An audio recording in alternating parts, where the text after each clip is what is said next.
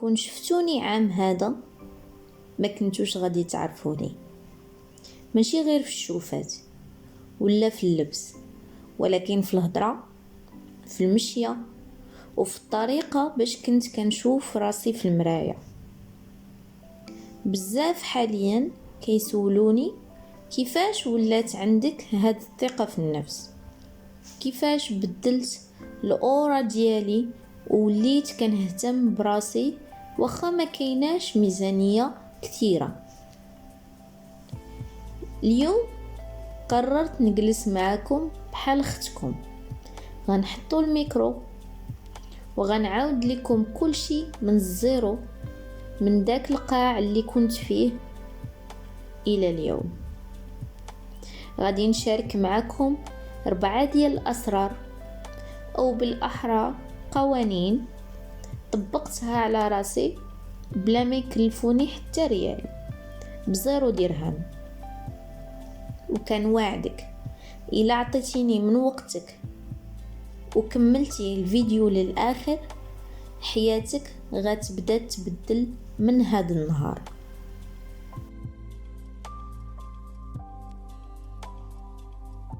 كيفاش درت بلواب لحياتي؟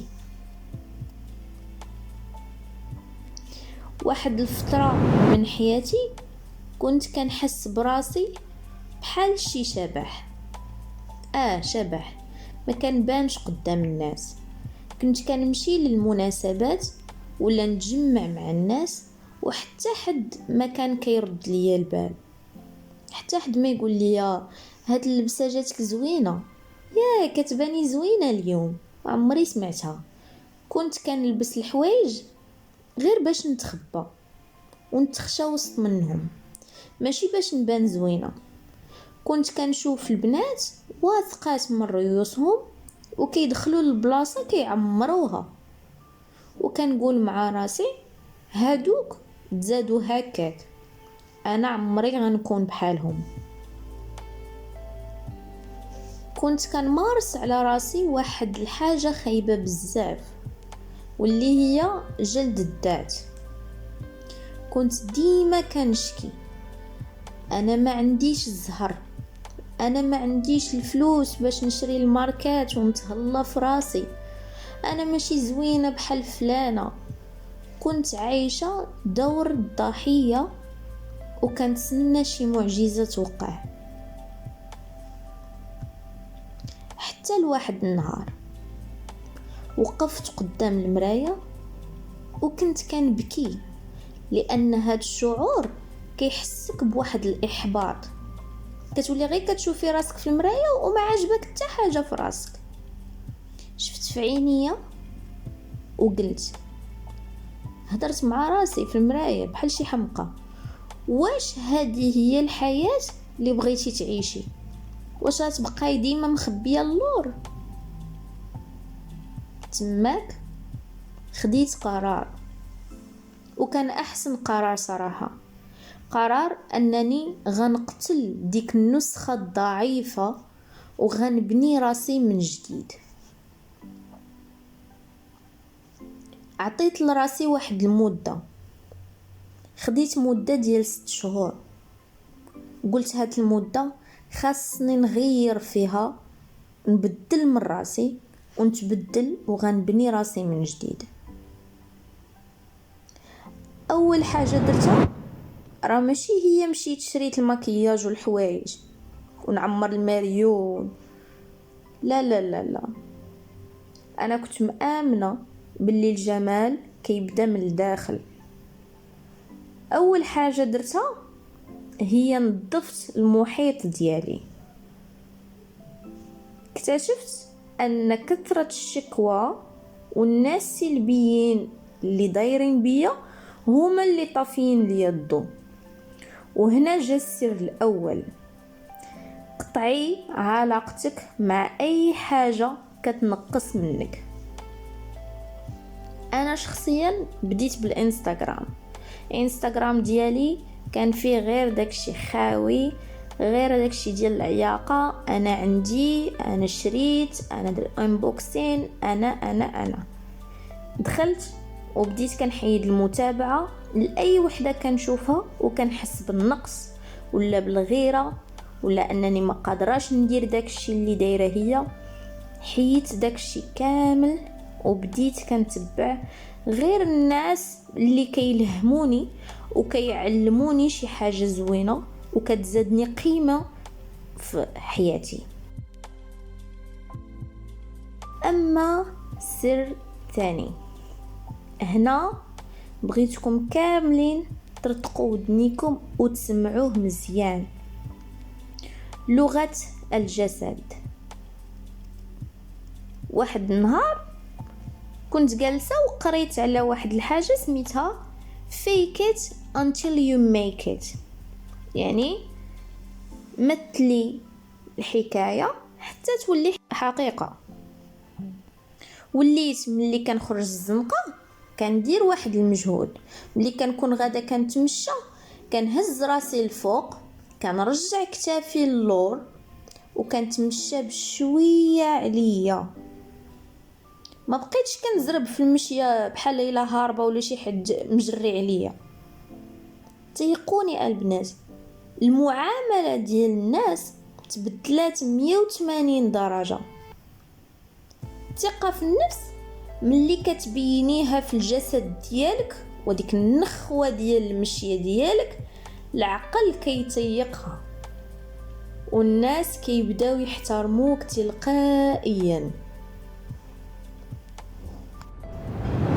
ملي العقل ديالي بدا كيتنقى تلقائيا وليت باغا نتهلا في المظهر ديالي، ولكن انا بنت عاديه وميزانيتي محدوده، كيفاش غندير؟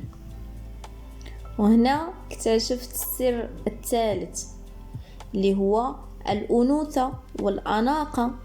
ماشي هما تلبسي الغالي، الأنوثة هي التفاصيل. عقلتو فاش قلت لكم في الفيديو السابق كيفاش وليت أنيقة ب0 درهم؟ راه بصح. وعلى ذكر الفيديو فاللي مازال ما شافتوش طلب منها تمشي تشوف الفيديو ديال الأناقة ب0 درهم، نصائح جد عملية. نرجع لموضوعنا. الأنوثة ريحتك تكون ديما نقية، دوش خفيف، كريم مرطب، فيك ريحة زوينة، واخا تكون رخيصة شي تكوني شارياها غير من دوك اللي كيتعمروا ب20 درهم ما كيهمش، المهم ريحتك تكون زوينة. شعرك يكون ممشوط ومقعد، واخا ديري لي غير ضفيره، مهم الشعر ممشوط ومقعد. والاهم الصوت. غادي نعاود لكم واحد البلان. شحال هادي كنت كنسحاب الا غوت وهدرت بالجهد ودرت فيها راجل راه الناس غتخاف مني وتحترمني، ولكن اكتشفت العكس تماما. القوة الحقيقية ديال البنت هي في الهدوء ديالها، الهضرة بشوية، الابتسامة الخفيفة والرزانة والتباتة. هادشي كيعطيك واحد الهالة، واحد الأورا كتخلي أي واحد كيشوفك كينجذب ليك وكيحس بواحد الرقي في التعامل ديالك. يا سلام. دابا غادي تسولوني وغادي تقولوا في راسكم واش هادشي ساهل؟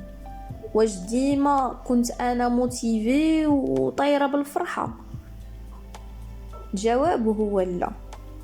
شي مرات راه كنعيا وكنبغي نرجع لديك البنت القديمه المكتئبه واللي منطويه على راسها، ولكن راه هنا فين كيجي السر الرابع والاخير، واللي هو الانضباط الذاتي. ملي كنكون فاشله والمود ديالي طايح ما عنديش القانه، ما كنعطيش راسي الحق نرجع للور، ولا نشد المانطا ونمشي نتكا ونبقى مكتئبه وشاده التليفون. اللي كنحس انني بداني داك الشعور كندير ابسط الحوايج، كندخل ندوش، كنصايب واحد الكاس ديال القهوه، كنجلس في شي بلاصه نقيه في الدار، وكنجبد واحد الدفتر كنكتب فيه الافكار ديالي. وهذه هي اللي كنسميوها جورنالين، يعني كاع داكشي اللي كيدور لي في العقل ديالي اللي مبرزطني كنحطو في الورقه باش عقلي كيخوى من هذاك الشيء وكيولي فارغ، وما كيبقاش عندي داك التفكير اللي غادي يزيد يعييني. هاد العادات الصغار نقدروا نقولوا هما الحبل اللي كان كينقذني من الغرق في هذوك الايام الخايبه. تغيير البنات راه ماشي خط مستقيم، لا، راه فيه طلوع ونزول، فيه دي او اي دي با، ولكن المهم هو عمرك ما تطلقي من داك العهد اللي قطعتي مع راسك، داك الوعد اللي وعدتي راسك انك غادا تزيد القدام وغادا تبني نسخة جديدة من راسك. العهد دائما وفاي به. الخلاصة ديال هاد الرحلة كاملة هي انك انتي اللي كتكتبي السيناريو ديال حياتك. الا بقيتي جالسة في بلاصتك كتسناي شي حد يجي يعتقك، وهداك الفارس الابيض وغادي يجي وغادي يعتقك، ولا كتسناي الفلوس يطيحوا عليك من السماء باش تولي زوينه وانيقه وتولي واثقه من راسك، راكي غتبقاي في بلاصتك حياتك كامله. النسخه اللي كتحلمي بها، ديك البنت الزوينه الانيقه والطموحه والناجحه، راها كاينه لداخل، مخبيه لداخل فيك، كتسناك غير تامني بها وتحيدي عليها الغبار، حيدي عليها الغبره، لانها قدامت لداخل وبقات مخزونه لزمن طويل.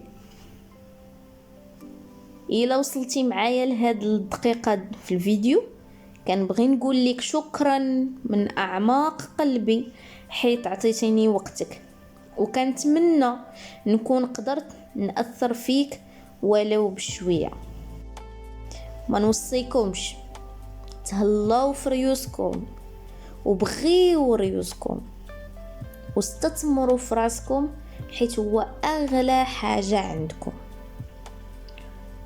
نتشوفوا في الفيديو الجاي ان شاء الله. بسلامه.